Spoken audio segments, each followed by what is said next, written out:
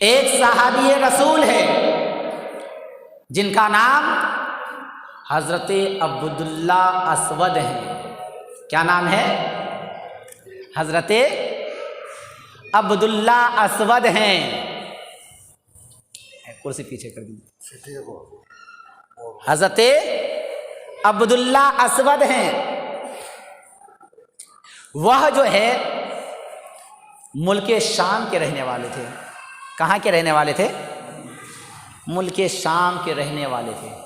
ان کا چہرہ اتنا زیادہ خطرناک تھا کہ ان کی ماں کے علاوہ ان کے چہرے کو کوئی دیکھ نہیں سکتا تھا۔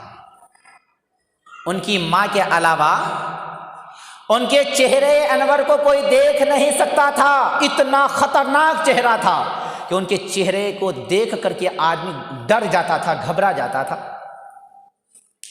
وہ کرتے کیا تھے معلوم ہے آپ کو؟ جیسے ہماری ماں بہنیں جب باہر نکلتی ہیں تو چہرے پر نقاب ڈال کر کے نکلتی ہیں نا، ایسے ہی عبداللہ اسود اپنے چہرے پر ہمیشہ جو ہے سب سے پہلے تو چہرے پر نقاب ڈال کر کے رکھا کرتے تھے۔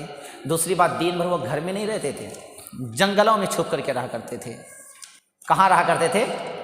جنگلوں میں، تاکہ ان کے چہرے کو کوئی دیکھ کر کے ڈر نہ جائے، گھبرا نہ جائے۔ کیا؟ گھبرا نہ جائے۔ اور وہ جنگل میں رہتے تھے، رات میں جاتے تھے، اپنی ماں سے ملاقات کرتے تھے، اسی ٹائم میں جو کھانا پینا ملتا تھا کھایا، اور پھر رات میں ہی کھانا نصیب ہوتا تھا بیچارے کو۔ اور اس کی وجہ کیا تھی؟ ان کے چہرے کا بالکل عجیب و غریب جو ہے نقشہ، جس سے آدمی دیکھ کر کے ڈر جاتے تھے، گھبرا جاتے تھے، سہم جاتے تھے۔ تو وہ جس جنگل میں وہ رہتے تھے، اس جنگل کے بیچوں بیچ ایک راستہ تھا۔ کیا تھا؟ راستہ تھا۔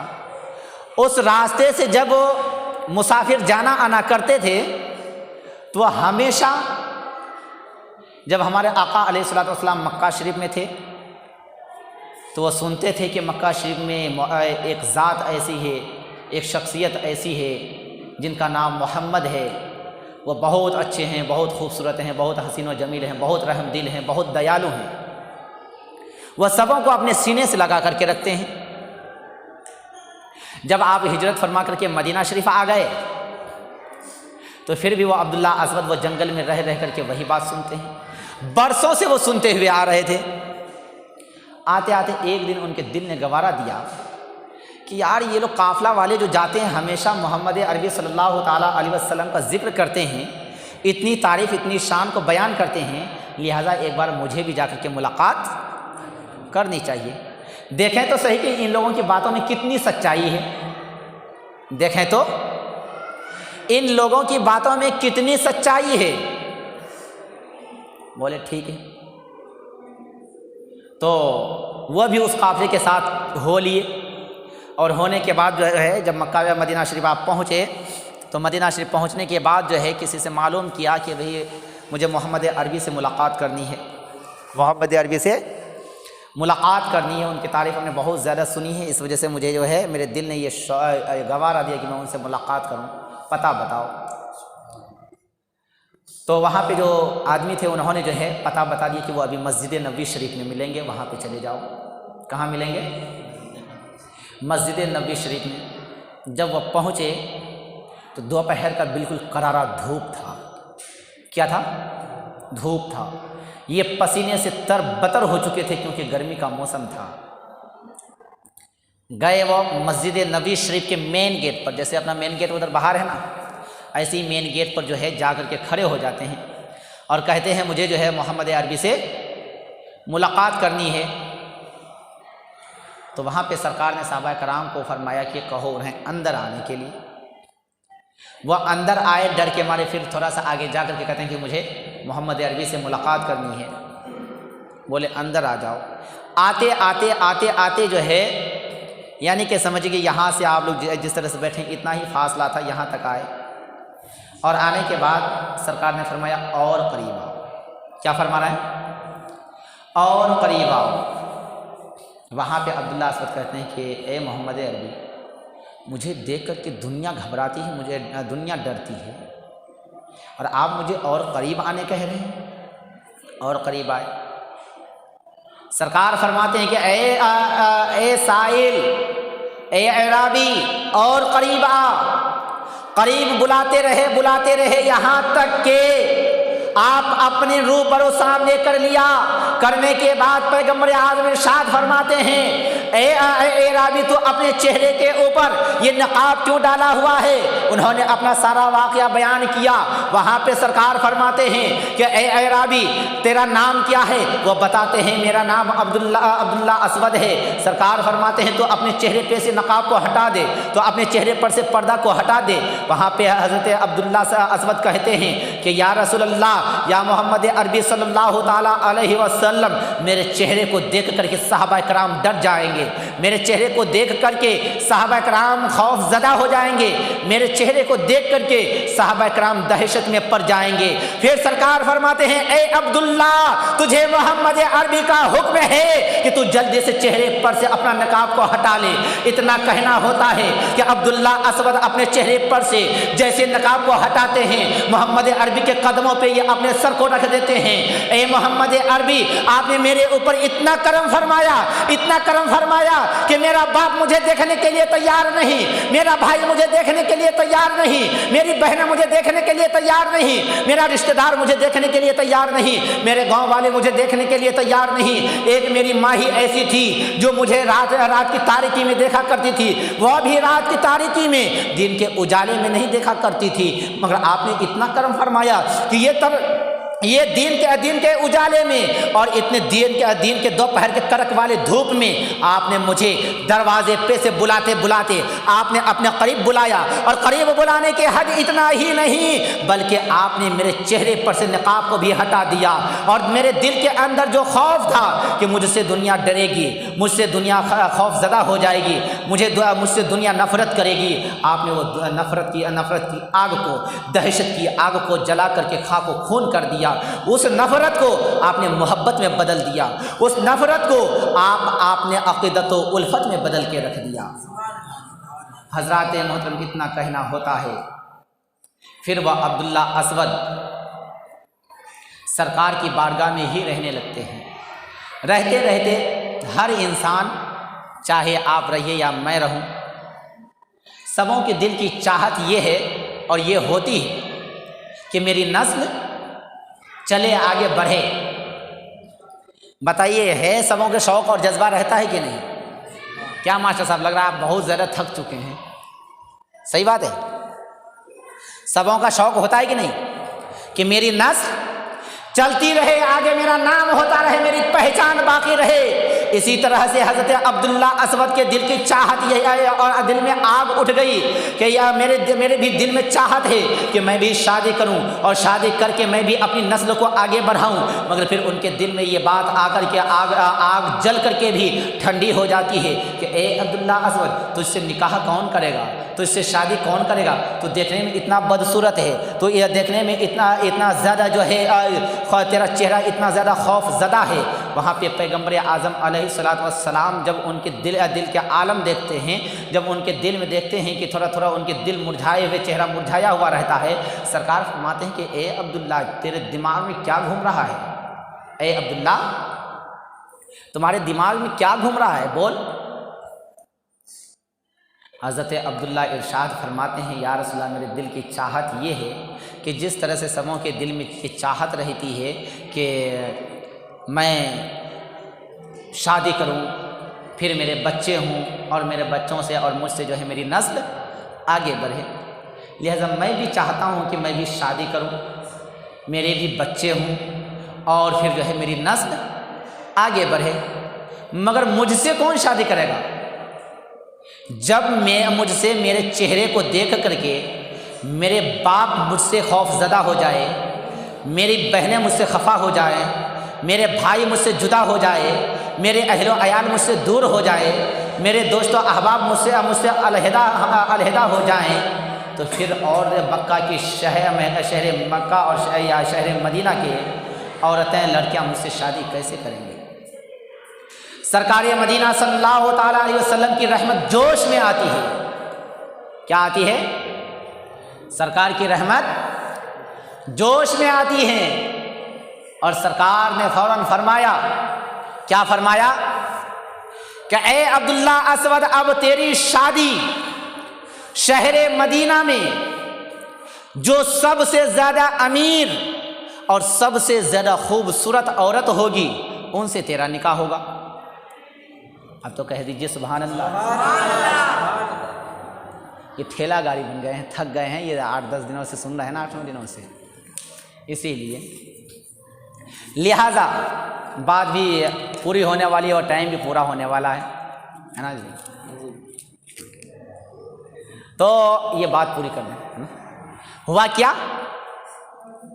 سرکار کی رحمت جوش میں آیا، سرکار کی کریمی شان جوش میں آتا ہے اور کہتا ہے کہ اے عبداللہ تو جا فلاں سیٹ کے دروازے پہ جا اور جا کر کے انہیں یہ پیغام دے دے کہ میں تمہاری بیٹی سے شادی کرنے آیا ہوں، شادی کا پیغام لے کر کے آیا ہوں۔ اب دیکھیے تو صحیح، ہمارے آپ کے رسم و رواج ہیں کہ جب ہمارے آپ کی شادی ہوتی ہے تو ہمارے بڑے بھائی یا ہمارے والد یا دیگر کوئی بھی لے کر کے جو ہے نکاح کا پیغام کسی کے یہاں جاتے ہیں، ہے کہ نہیں؟ یہ شروع سے ہی یہ معمول چلتا ہوا آ رہا ہے، مگر سرکار کی رحمت تو دیکھیے، سرکار کیا کہتے ہیں کہ اے عبداللہ تو خود جا اور وہاں پہ جا کے اس سیٹ سے بول دے کہ مجھے سرکار نے بھیجا ہے اور مجھے کہا ہے کہ تمہاری بیٹی سے مجھے شادی کرنی ہے۔ دروازہ کھٹکھٹایا، سیٹ صاحب باہر آئے، بولے بول کیسے آیا؟ جب آواز سنا تو اتنی دیر میں ان کی بیٹی بھی، یعنی کہ اس ٹائم میں بھی 2 منزلہ 3 منزلے مکانات چلتے تھے مگر ایسے پکے نہیں چلتے تھے، وہ کھجوروں کے جو ہے پیڑ کے لکڑیوں کے چلا کرتے تھے، چھت جو ہے کھجور کے لکڑیاں کے ڈالا کرتے تھے۔ تو جس لڑکی کے بارے میں سرکار نے فرمایا تھا بہت خوبصورت لڑکی تھی، کیا تھی؟ بہت خوبصورت لڑکی تھی وہ، ان سے جو ہے حضرت عبداللہ اسود کا جو ہے نکاح کے بارے میں کہا گیا تھا۔ تو اس لڑکی کے باپ نے جب سامنے میں آتے ہیں اور کہا جاتا ہے کہ مجھے سرکار نے بھیجا ہے اور مجھے جو ہے تمہاری بیٹی سے شادی کرنی ہے، یہ سرکار کا حکم ہے، فوراً وہ شخص جلال میں آ جاتا ہے۔ کس میں آتا ہے؟ جلال میں، غصے میں آ جاتا ہے، چہرہ لال پیلا ہونے لگتا ہے کہ اے شخص تو خیر منا کہ تجھے پیغمبر اعظم نے بھیجا ہے، محمد عربی نے بھیجا ہے، دونوں جہاں کے مالک و مختار نے بھیجا ہے، محمد رسول اللہ نے بھیجا ہے، اس لیے میں تجھے چھوڑ رہا ہوں۔ اگر تو کسی اور کے بھیجا ہوا ہوتا، اگر تو خود آ گیا ہوا ہوتا تو آج تیری خیر نہیں تھی۔ میری بیٹی اتنی خوبصورت، اتنے حسین و جمیل کہ شہر مدینہ میں میری بیٹی سے زیادہ خوبصورت کوئی ہے ہی نہیں، میری بیٹی سے زیادہ خوبصورت کوئی ہے ہی نہیں، اور شہر مدینہ شریف میں ابھی تجھ سے زیادہ بدصورت کوئی ہے نہیں، تجھ سے زیادہ بدصورت کوئی ہے نہیں۔ کہاں میری بیٹی خوبصورت اور تو کہاں بدصورت؟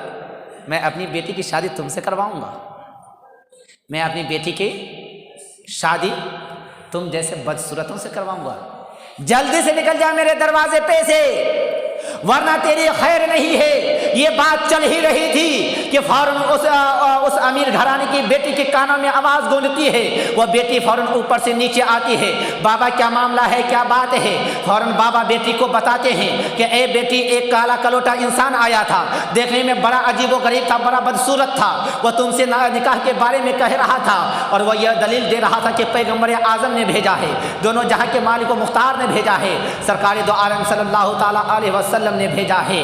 اتنا سننا تھا کہ وہ عورت کہتی ہے، وہ لڑکی کہتی ہے کہ اے بابا، لڑکا خوبصورت ہو یا بدصورت ہو مگر اس پیغام کو بھیجنے والا خوبصورت ہے، اس پیغام کو بھیجنے والا مالک جنت ہے، اس دنیا کو جس مالک پروردگار نے بھیجا ہے اور بنایا ہے، اس पैगंबर आज़म के सदक़े में भेजा है, इससे बड़ी खुशकिस्मती मेरे लिए क्या हो सकती है, इससे ज़्यादा खुशकिस्मती क्या हो सकती है।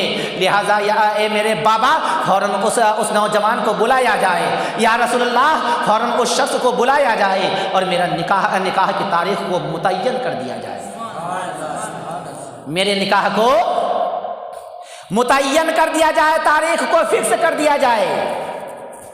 हज़रात मोहतरम अंदाज़ा लगाइए, जब वहाँ इल्म और अमल की बात आई, जब अक़ीदे की बात आई, तो चेहरे की खूबसूरती और बदसूरती को नहीं देखा गया, उनके इल्म को नहीं देखा गया, बल्कि फरमान को देखा गया।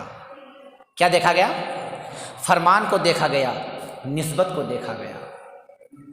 और निस्बत को देखने के बाद वह निकाह के बारे में लड़की का बाप तैयार हो जाते हैं।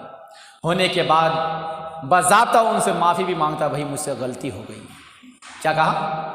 मुझसे गलती हो गई, जाओ आप शादी की तैयारी करो, जाओ आप शादी की तैयारी करो। यहाँ से हज़रत अब्दुल्ला असवद जाते हैं सरकार की बारगाह मुक़द्दसा में। लड़की का भी वाक़या बयान किया जाता है, लड़की के बाप का भी वाक़या को बयान किया जाता है, लड़की के भी वाक़या को बयान किया जाता है, लड़की के बाप के भी वाक़या को बयान किया जाता है। सरकार खुशी से मचल गए। मचलने के बाद आपके पास जिन थी। जिन समझते हैं, जानते हैं? जिन जानते हैं? जानते हैं या नहीं? हाँ या नहीं? जानते हैं ना? घोड़े पे जो लगाया जाता है पैरदान जिसे कहते हैं, उसी को क्या कहते हैं? जिन कहते हैं। सरकार ने अपने घोड़े वाले जिन को दिया कि ए अब्दुल्ला, जाओ इसे बेच करके अपने लिए कपड़े भी ले लो, अपने होने वाली बीवी के लिए भी कपड़े ले लो, और शादी के इंतज़ाम भी कर लो, और साथ में महर के लिए पैसे भी जमा कर लो। हज़रत अब्दुल्ला असवद मदीना शरीफ के मार्केट में जाते हैं और जाने के बाद उसे फ़रोख्त कर देते हैं, बेच देते हैं। पैसे वगैरह होते हैं, होने के बाद जो है सोचे कि पहले जो है अब जो है ना आज बेच दिया, बिक गया, अब कल आकर के जो है कपड़े वगैरह लेंगे या दूसरे टाइम में। जब रात में सोए, अभी फजर की अज़ान की सदा नहीं बुलंद हुई थी। शहर मदीना शरीफ से बिलाल हबशी ये निदा कर देते हैं, ये ऐलान कर देते हैं कि ए मेरे पैगंबर के सहाबाओ, नींद से बेदार हो जाओ। और दुश्मनाने इस्लाम, कुफ़ार व मुश्रिकीन ने हमारे दीन में, हमारे मज़हब के ऊपर हमला आवर होने की तैयारी कर चुका है, हमारे ऊपर हमला आवर होने की तैयारी कर चुका है। लिहाजा है मेरे नबी के दीवानों, जल्दी से मस्जिद नबवी शरीफ में अपनी तलवारों को लेकर के, अपने मियानों को लेकर के और जंग में जाने की फुल तैयारी करके सवारी को लेकर के जल्द से जल्द सब मस्जिद नबवी शरीफ में पहुंच जाए। जब ये बात सुने तो हज़रत अब्दुल्ला असवद सोचने लगे कि अब क्या किया जाए। वो बेचारे सोचने में थोड़ा सा रह गए, कशमकश में रह गए, और सवारी क्या कहता कि काफ़िला निकल चुका था, इस्लाम का फ़ौज निकल चुका था, रवाना हो चुका था, क्योंकि इनके पास सवारी नहीं थी। इन्होंने फटाफट क्या करा, जो पैसे निकाह के लिए रखे थे, शादी विवाह के लिए रखे थे, फ़ौरन उस पैसे से आपने सबसे पहले क्या करा, घोड़ा खरीदा। घोड़ा ख़रीदने के बाद जो है आपने तलवारें ली, तलवार ले करके आपने उस निकाह को, उस शादी का जो है कहा कि आएंगे तो देखेंगे, आएंगे तो देखेंगे।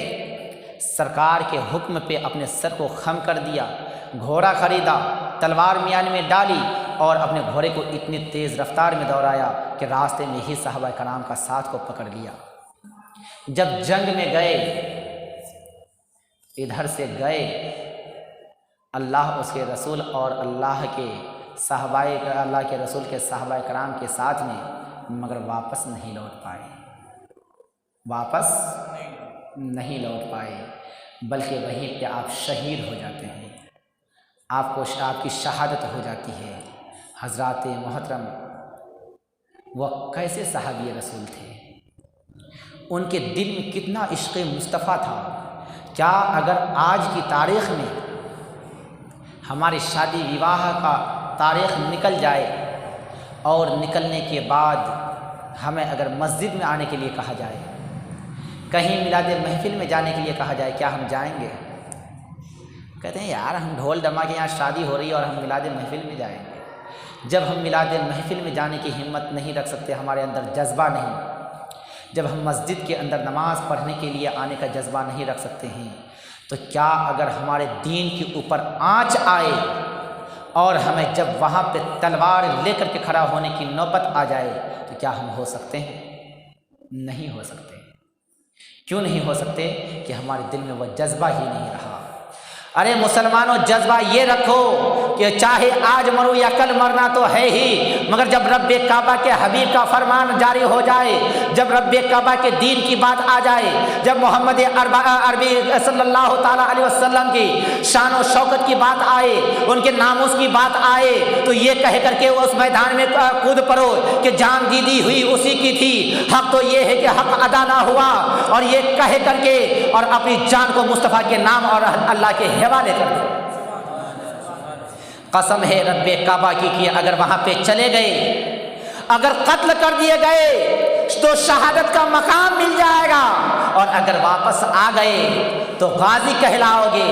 غازی کا اگر آپ کی ماں زندہ ہے تو آپ کی ماں غازی کی ماں کہلائے گی، آپ کا باپ زندہ ہے تو غازی کا باپ کہلائے گا۔ حضرات محترم، یہ مقام ہر کسی کو نصیب نہیں ہوتی۔ آج ہمارے حالات کیسے ہیں معلوم ہے؟ 1 منٹ کا واقعہ ہے، بتا دیتا ہوں، ختم کر دیتا ہوں کیونکہ باتیں تو بہت ہے۔ جب شہادت کی بات آئی ہے، ایک شخص تھا، ایک بچہ تھا اور ایک ماں تھی، باپ تھے نہیں بیچارے کو۔ انہوں نے جو ہے ان کی ماں کو بہت دل میں ارمان تھا کہ میں اپنے بیٹے کو بہت پیار سے پالوں پوسوں، اور جب بھی دین کا معاملہ آئے تو اپنے بیٹا کو جو ہے تیار کر کے اور دین کی حمایت میں تلوار اٹھانے کا حکم دوں اور میدان میں بھیجوں، میدان جنگ میں بھیجوں، اور وہاں پہ اگر یہ بیٹا میرا شہید ہو جاتا ہے تو میں شہید کی ماں کہلاؤں گی، اور اگر یہ واپس آتا ہے تو میں غازی کی ماں کہلاؤں گی۔ وہاں گئے، جب جانے لگے ماں نے نہلوا دھلوا کر کے کپڑے وغیرہ پہنا دیے، اور جب وہ بیٹا جانے لگا تو بیٹا کو ماں نے نصیحت کی۔ کیا کیا؟ نصیحت کیا کہ بیٹا، یا تو مصطفیٰ کے دین کے لیے، مصطفیٰ کے ناموس کے لیے، ناموس رسالت کے لیے مر مٹنا، شہید ہو جانا تو میں ایک شہید کی ماں کہلاؤں گی، اور جب تمہارے اندر اتنی طاقت ہو کہ تم دین الہی کے لیے، ناموس رسالت کے لیے تم جنگ کرو اور جیت جاؤ، اگر تم دشمنان اسلام کے گردنوں کے تن سے جدا کرو تو دشمنان اسلام کے گردن کو میرے پاس ضرور لے کر کے آنا، تاکہ میں دنیا کو، کفار و مشرکین کو یہ بتا سکوں، اے دنیا والوں دیکھو میرا بیٹا اتنا بڑا غازی کہ میدان جنگ میں گیا اور وہاں پہ جا کر کے اور وہاں سے دین کے لیے لڑ کر کے وہاں سے دشمنان اسلام کی گردن کو کاٹ کر کے لایا ہے۔ پہلے کا معاملہ ایسے ہی چلتا تھا کہ جب مسلمان جاتے تھے لڑنے کے لیے تو نصیحت اور وصیت کے مطابق وہ کام کرتے تھے کہ گردن جو ہے، جب دشمنان اسلام کے گردن کو کاٹتے تھے تو اس کو ساتھ میں لاتے تھے، ہے نا؟ ہوا کیا؟ وہ بیچارہ گیا جنگ میں، جاتے جاتے جو ہے پیچھے رہ گئے۔ جیسے ابھی ہمارے نمازی حضرات بہت ایسے ہیں نا، جمعے کے دن خاص طور پہ آتے ہیں، ایسے تو بیچارے کو ٹائم ہی نہیں ملتا، ٹی وی دیکھنے سے، پکچر دیکھنے سے، ہاں ٹھٹھی کرنے سے، تیری ماں کی تیری بہن کی کرنے سے، یہ سب کے علاوہ کوئی کام تو ملتا ہے نہیں۔ جب جمعے کے دن آئے گا تو سب سے پیچھے آئے گا، سب سے آخر وقت میں آئے گا، اور پھر اس کی جو ہے دادا گیری دیکھیے، خاص طور پہ کسی کے اوپر چلے یا نہ چلے، علماء کے اوپر، یا جو اچھے آدمی ہوں گے، صوفی صفا ہوں گے، اچھی راہ پہ چلنے والے ہوں گے، ان کے اوپر ان کی دادا گیری چلتی ہے، ایسے کی تیسی کروائیں گے۔ پھر ویسے ہی یہ صاحب کیے، جاتے جاتے جو ہے لاسٹ میں گئے اور میدان جنگ کا معاملہ جو ہے ختم ہو چکا تھا، سر تو سبوں نے جو ہے کاٹ کر کے لے کر کے چلا گیا تھا اپنی ماں کی بارگاہ میں پیش کرنے کے لیے کہ اے ماں میں تیرا غازی بیٹا ہوں، دیکھ دشمنان اسلام کے سر کو کاٹ کر کے لایا ہوں۔ انہوں نے کیا کرا؟ سر تو ملے نہیں، ہاتھ کاٹ کر کے لے آیا۔ سر تو ملے نہیں، ہاتھ کاٹ کر کے لے آیا۔ کہا اے ماں دیکھ تیرا غازی بیٹا آ گیا ہے کہ میں دشمنان اسلام کے ہاتھوں کو کاٹ کر کے لایا۔ وہاں پہ ماں کہتی ہے اے بیٹا میں نے تجھ سے کہا تھا کہ جب دشمنان اسلام کا گردن کو کاٹے گا، جب دشمنان اسلام سے مقابلہ کرے گا تو اس کی گردن کو میرے سامنے میں لے کر کے آئے گا تاکہ میں ایک غازی کی ماں کہلاؤں گی۔ بیٹا کہتا ہے کہ اے ماں میں اس کے گردن کو کاٹتا کیسے؟ اس کے گردن کو تو پہلے ہی کوئی کاٹ کر کے لے کر کے جا چکا تھا، اسی لیے گردن نہ ملا تو اس کے ہاتھوں کو میں کاٹ کر کے تیری بارگاہ میں لے آیا۔ کہا اے بیٹا کٹے ہوئے کو کاٹ کر کے لایا ہے اور تو اپنے آپ کو غازی کہلاتا ہے؟ بھاگ جا تو میرے سامنے سے، ایسی اولادوں کو میں دیکھنا گوارا نہ کرتی جو اسلام کے نام پہ، اسلام کے تحفظ کے لیے جب بھیجا جائے تو وہ سستی کرے، وہ قاہری کرے اور اسلام کے دشمنوں کو مٹنے سے پہلے خود مٹنے کے لیے تیار ہو جائے۔ لہٰذا ایسی اولاد کو میں جنم دے کر کے بھی میں شرمندہ ہوں۔ اس لیے اے مسلمانوں جب بھی اپنی اولادوں کو جنم دو اور انہیں اگر نصیحت کرو تو انہیں کچھ دو یا نہ دو، ان کے دل میں محبت مصطفیٰ ضرور ڈال دو اور کہو اے بیٹا جب دین کی تحفظ کی بات آئے، محمد عربی کے دیے ہوئے ایمان کی بات آئے تو جان تو دے دینا مگر مصطفیٰ کا دیا ہوا ایمان کو مت دینا۔ باطلوں کے سامنے میں اپنے سر کو مت جھکانا، کٹ جانا گوارا کرنا مگر باطلوں کے سامنے جھکنا گوارا مت کرنا۔ تو حضرات محترم رب کعبہ کی بارگاہ مقدسہ میں دعا ہے کہ مولا مجھے بولنے میں آپ حضرات کو سننے میں کسی بھی قسم کی کوئی غلطیاں ہوئی ہو تو اپنے فضل و کرم سے معاف عطا فرمائے۔ اس بیان کے سب سے پہلے مجھے خود کو عمل کرنے کی توفیق عطا فرمائے، میرے بعد میرے تمام مسلمان بھائی بہنوں کو عمل کرنے کی توفیق و رفیق عطا فرمائے۔ استغفر اللہ ربی من کل ذنب واتوب الیہ۔ میں اپنی ماں اور بہنوں سے گزارش کروں گا جو باہر بیٹھے ہیں، اگر بھلے وہ جو ہے ہمارے بوڑھے بزرگ ہوں یا نوجوان بھی ہوں، کوئی بھی ہوں، اگر وہ جو ہے شیرنی لینا چاہیں تو مسجد سے باہر اور گیٹ کے پاس سے دور کوئی نہیں جائے شیرنی لے کر کے جائیں گے، بلکہ جنہیں بھی شیرنی لینا ہو تو دونوں مسجد کے گیٹ پر دونوں طرف آ جائیں، وہاں پہ ان کو شیرنی دیا جائے گا، کسی کے گھر پہ شیرنی جا کر کے دیا نہیں جائے گا۔ السلام علیکم ورحمۃ اللہ تعالیٰ وبرکاتہ۔ صلاۃ والسلام کے لیے کھڑے ہو جائیں۔